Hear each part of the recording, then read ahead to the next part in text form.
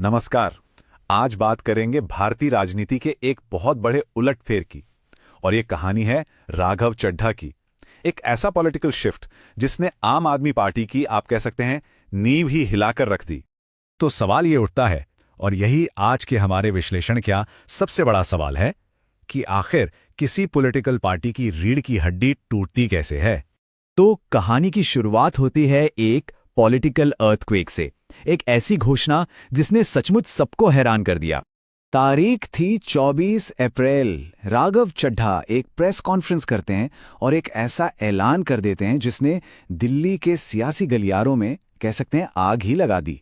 ऐलान ये था कि वो आम आदमी पार्टी छोड़ रहे हैं और भारतीय जनता पार्टी यानी बीजेपी ज्वाइन कर रहे हैं। लेकिन बात सिर्फ उनके अकेले के इस्तीफे की नहीं थी, ये तो बस शुरुआत थी। चड्ढा ने इसके साथ एक बहुत ही चौंकाने वाला दावा किया।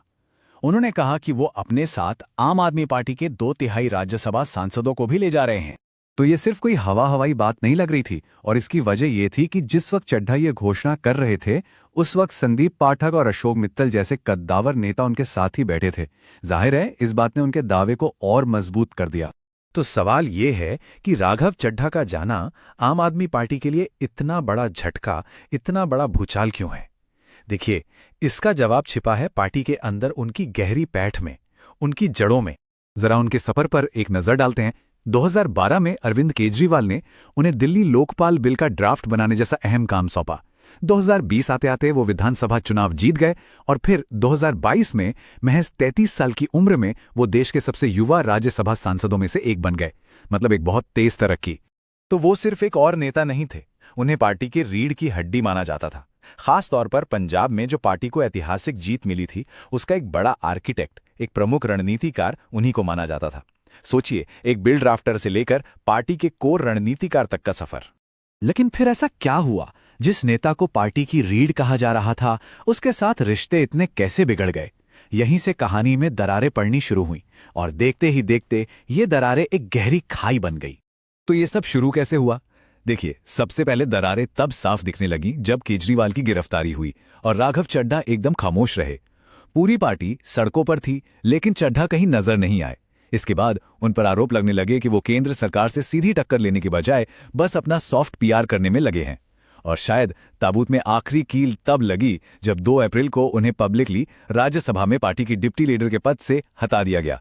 अब इस तरह से पद से हटाए जाने के बाद चड्ढा ने सोशल मीडिया पर एक पोस्ट किया। सिर्फ 4 शब्द: चुप कराया गया हूं, हारा नहीं। ये एक बहुत साफ संकेत था कि लड़ाई अभी खत्म नहीं हुई है, बल्कि अब ये जंग खुलकर मैदान में आने वाली है। और बस यहीं से बात उस पॉइंट पर पहुंच गई जिसे कहते हैं पॉइंट ऑफ नो रिटर्न। यहां से वापसी के सारे रास्ते बंद हो चुके थे, और अब दोनों तरफ से खुलकर आरोप प्रत्यारोप का दौर शुरू हो गया। चड्ढा का पक्ष क्या था? उनका कहना था कि पार्टी अपने मूल सिद्धांतों और अपनी नैतिकता से पूरी तरह भटक चुकी है। ये अब देश हित में नहीं, बल्कि कुछ लोगों के निजी फायदे के लिए काम कर रही है। दूसरी तरफ आम आदमी पार्टी का क्या आरोप था? उनका कहना था कि बीजेपी ने राघव चड्ढा को कैबिनेट पद का लालच दिया है ताकि वो पार्टी में फूट डाल सकें, और उन्होंने पार्टी और पंजाब दोनों की पीठ में छुरा घोंपा है। अपनी प्रेस कॉन्फ्रेंस में राघव चड्ढा ने अपने पूरे फैसले को, अपने पूरे तर्क को बस एक लाइन में समेट दिया। उन्होंने कहा, मैं एक सही इंसान था जो गलत पार्टी में था। ये लाइन उनके जाने की पूरी कहानी बयां करती है। तो अब सवाल यह है कि इस इतने बड़े पॉलिटिकल मूव का, इस दल बदल का नतीजा क्या होगा?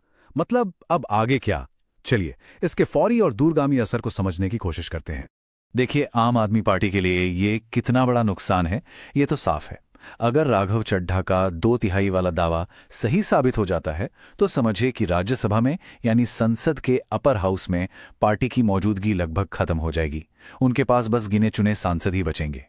तो इसका असर सिर्फ राज्यसभा तक सीमित नहीं है, इसका असर बहुत गहरा होने वाला है। सबसे पहले तो पंजाब में, जहां अगले साल चुनाव हैं, पार्टी का पूरा नेटवर्क बुरी तरह कमजोर हो सकता है। यहां तक कि भगवंत मान सरकार का भविष्य भी अब सवालों के घेरे में है। और अगर ये विलय हो गया, तो राष्ट्रीय स्तर पर एएपी की आवाज लगभग खत्म ही हो जाएगी। कुल मिलाकर ऐसा लग रहा है कि अरविंद केजरीवाल ने सालों की मेहनत से जो राजनीतिक किला खड़ा किया था, वो अब ढहता हुआ सा दिख रहा है। और ये पूरी कहानी हमें एक आखिरी और बड़े सवाल पर लाकर छोड़ देती है। क्या ये आम आदमी पार्टी में एक युग का अंत है, या फिर ये जो कुछ भी हुआ वो भारतीय राजनीति में किसी नए चैप्टर की, किसी नई राजनीति की शुरुआत का संकेत है? सोचने वाली बात है।